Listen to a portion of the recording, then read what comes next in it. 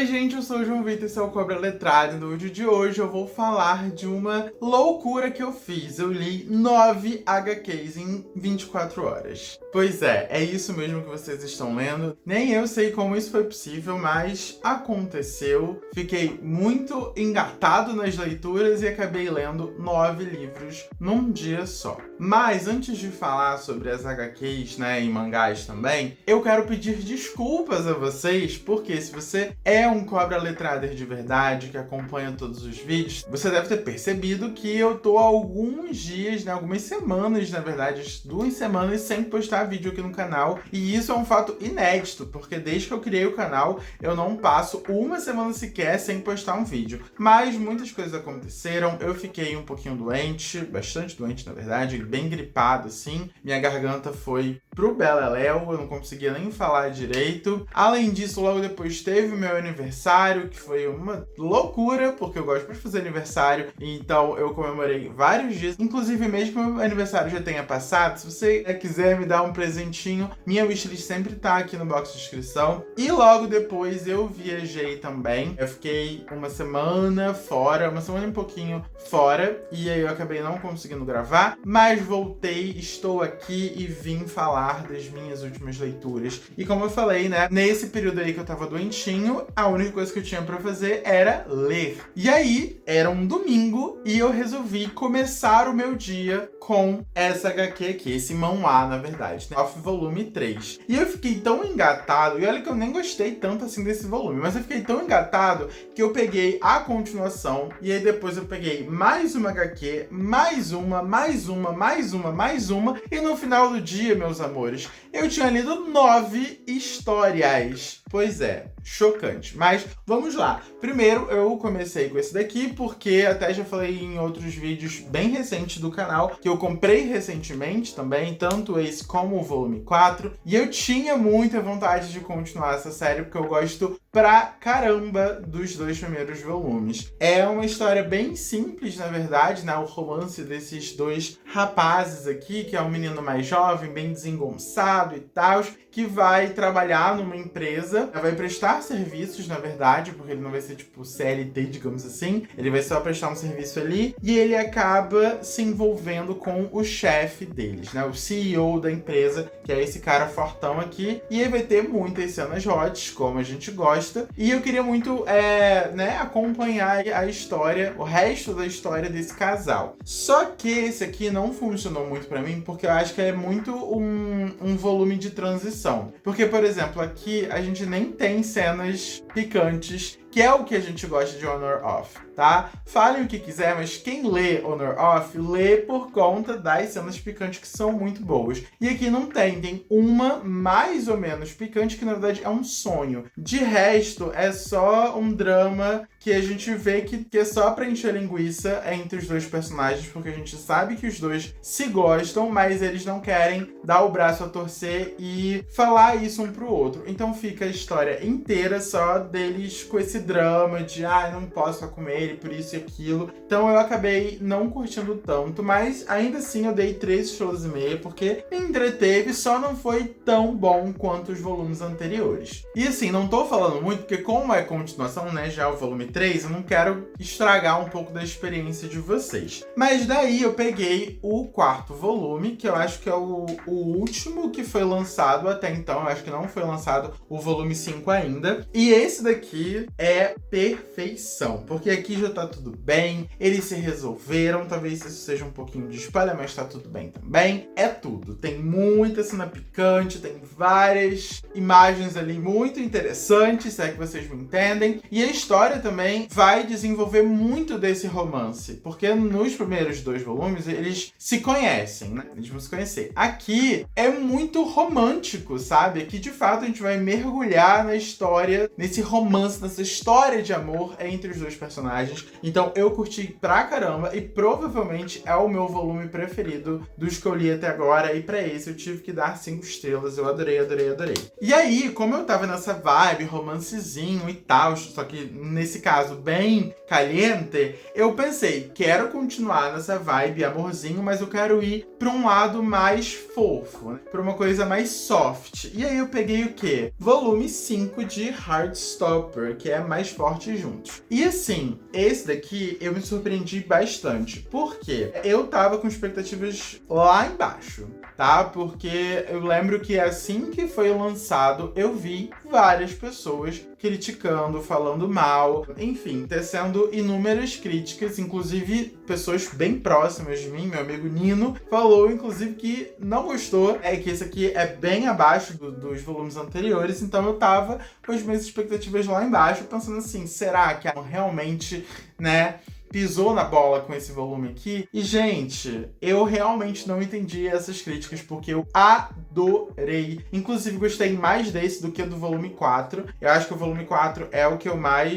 menos gosto, aliás. Mas eu adorei esse daqui, porque aqui a gente vai ter um Nick que tá se preparando para ir pra faculdade. Ele tá já visitando as faculdades que ele pode escolher, aplicando pras vagas e tal. E um Charlie extremamente com medo desse futuro sem o Nick. Só que ao mesmo tempo a gente vai acompanhar como que eles vão amadurecer esse relacionamento e essa possibilidade de futuro. Então eu achei um livro muito bem desenvolvido, muito bem escrito nessa questão de como que a gente trata e se prepara para o futuro quando a gente tem 16 anos e principalmente quando a gente tem um relacionamento aos 16 anos, sabe? 15, 16 anos. Então, eu gostei bastante. Eu achei que foi um livro muito maduro, digamos assim. Gostei muito de como as questões foram abordadas. O romance aqui está extremamente fofo. Eu adorei a química entre o Charlie e o Nick, a importância dos personagens secundários, as inseguranças dos personagens e tudo mais.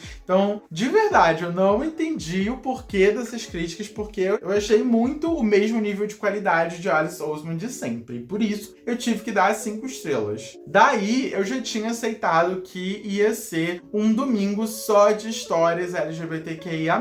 E eu também já tinha mergulhado de cabeça em fazer o meu domingo de história em quadrinhos, mangás, etc. E aí eu peguei e você me trouxe O Oceano, do Alex Sanchez, e eu também me surpreendi demais, sério. Eu fiquei muito surpreso com esse livro, com essa história, aliás, porque eu não conhecia absolutamente nada da história. Inclusive, essa daqui é como se fosse uma história de formação do Aqualad. Não me perguntem quem é Aqualad, porque eu não entendo nada de super-heróis. Eu nem sei se, na verdade, eu tô falando o nome dele certo, mas eu acho que é Aqualad, sim. Eu sei que ele é um herói da DC e tá aí no mundinho dos super-heróis. E essa aqui vai ser como se fosse uma história de formação, né, do personagem. E ele é um personagem da comunidade LGBTQIA+.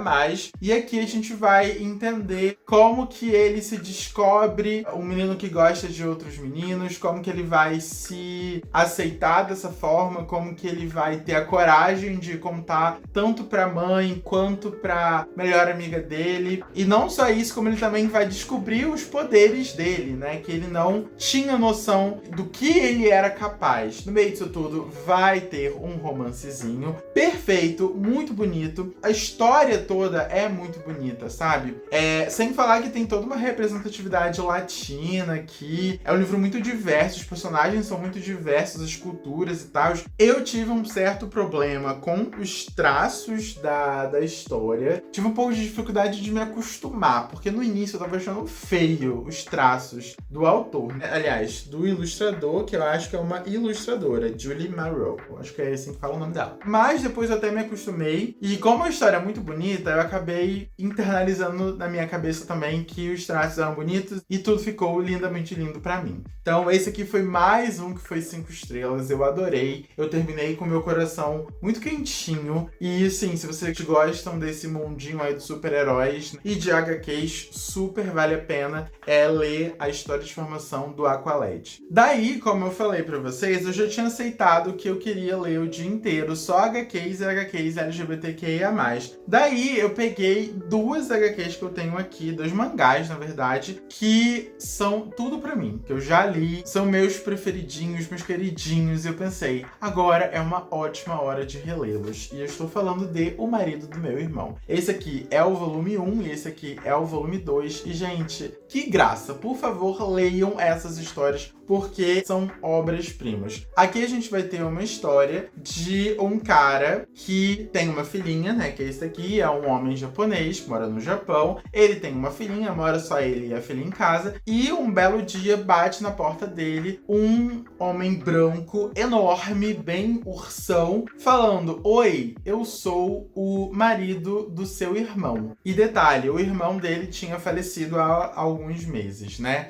E ele fica: "Ah, é? Então tá bom, então entra aí." Só que a gente vai acompanhar toda a desconstrução dos preconceitos desse personagem. Porque no Japão, isso a gente vai aprender muito aqui durante a história, que no Japão não se fala sobre homossexualidade, sobre comunidade LGBTQIA+, no geral. O personagem canadense, né, o marido do irmão dele, chega lá pra desconstruir tudo isso, pra dar uma virada de chave na cabeça dele, pra humanizar também o irmão dele que faleceu, porque eles perderam contato já há muito tempo, e aí, por conta do marido do irmão dele, ele vai conseguir enxergar um lado do irmão que ele nunca havia conhecido. E fora que a interação da filha dele com o cunhado dele é incrível, porque a filhinha dele, eu esqueci o nome dela, Kana. Nossa, a Kana é muito engraçada, porque é criança, né, gente? Então, criança muito ingênua, muito pura, ela não tá ainda inserida nesse mundinho dos preconceitos e tudo mais, então ela é muito mente aberta, ela é muito boca aberta também, várias vezes ela solta umas pérolas assim, e durante a história tem até vários pontos, tipo, notas de rodapé, entre muitas aspas, do autor, que ensina um pouco da história da comunidade LGBTQIA+.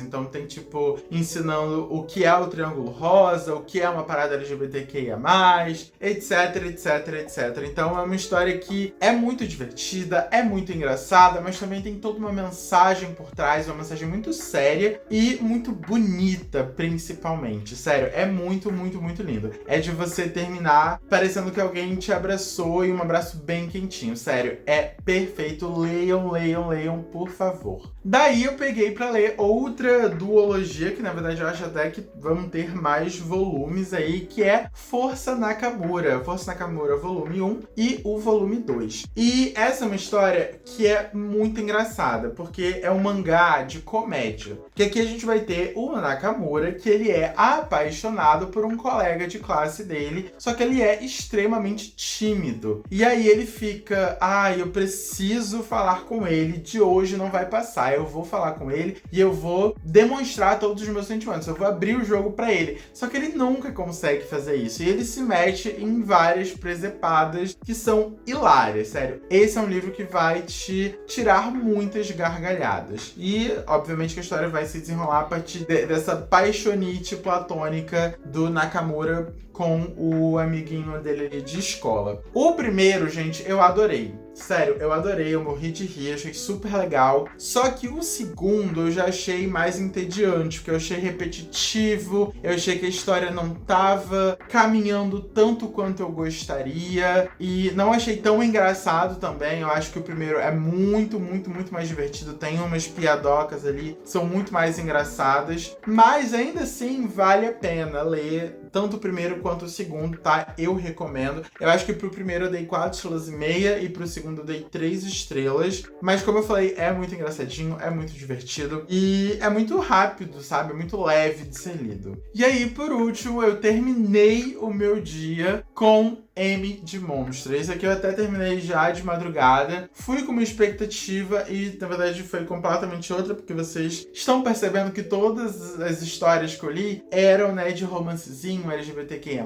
e tal. E eu fui pra ler M de Monstra com essa expectativa. E vocês sabem também que eu não sou uma pessoa que lê sinopses, então eu não sabia nada sobre a história dessa HQ aqui. E eu me decepcionei por conta das minhas expectativas, porque não é uma história ruim, mas não é uma história que eu tava esperando e nem é uma história também que, sei lá, me cativou tanto. Aqui a gente vai acompanhar a história da Amy, que é basicamente uma Frankenstein, que é trazida de volta à vida pela doutora Frances. Porque a doutora Frances perdeu a irmã dela por um acidente ali de laboratório. As duas são cientistas e as duas tinham planos muito mirabolantes ali, tinham experimentos muito ousados, né, da ciência. E aí, num acidente ali de laboratório, a irmã da doutora Frances morre e ela pensa, vou trazê-la de volta à vida porque eu sei fazer isso. E aí, de fato, ela traz o corpo da irmã de volta à vida, mas dentro da cabecinha da pessoa, definitivamente não é a irmã, é uma pessoa completamente nova. Porém, assim que a Amy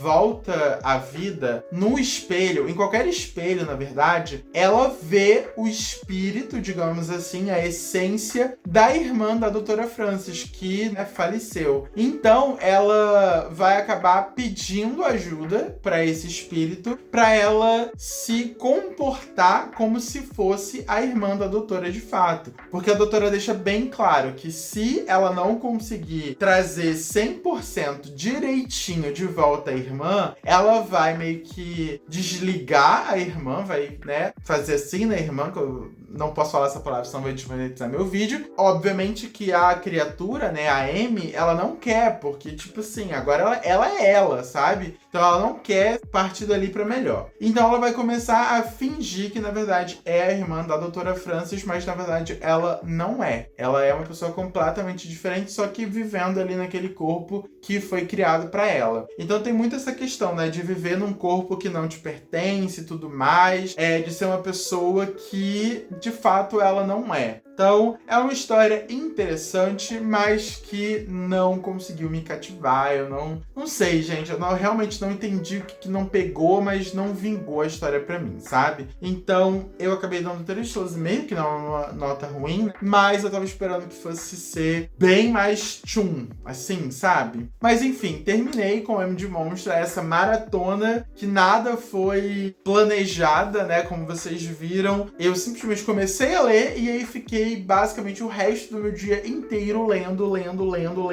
acabando um livro, ia pegando outro, e foi tudo a esse gás aí, era o que eu tava precisando. Agora eu tô até pensando em fazer isso outra vez, porque depois que eu voltei de viagem, eu tô numa ressaca literária enorme. Se você chegou até aqui, muito obrigado, deixa seu joinha aí embaixo, me segue nas redes sociais, tá? @cobraletrada em todas elas. Antes de terminar o vídeo, eu quero deixar aqui o meu agradecimento enorme aos apoiadores do canal. Muitíssimo obrigado por vocês sempre me apoiarem. Inclusive, se você tem interesse de participar do Clube das Cobrinhas e ser um apoiador, o link para participar do Clube do Livro tá aí embaixo, tá? E dito isso, a gente se vê no próximo vídeo. Tchau!